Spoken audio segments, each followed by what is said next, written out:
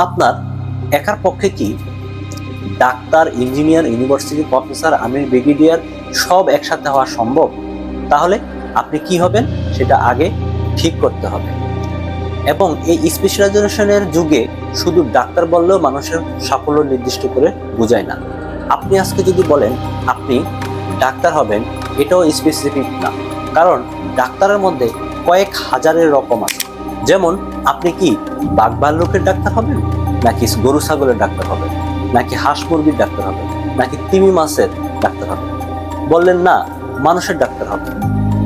মানুষের ডাক্তার হলে কি পুরুষের ডাক্তার হবে নাকি মহিলার ডাক্তার হবে? বলবেন না জেনারেল।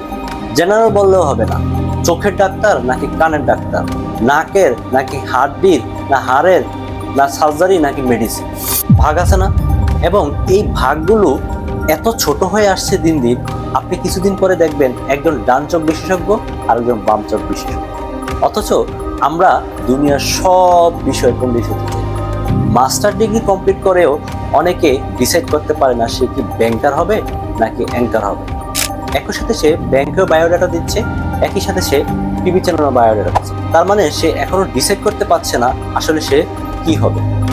সো সাফল্যের জার্নি শুরু হয় তখনই যখন আপনি ডিসাইড করবেন যে আপনি কি হবে। তার আগ পর্যন্ত যত দৌড়াদৌড়ি, যত জোরে ড্রাইভ করেন, সেমটি সময় নষ্ট করছে।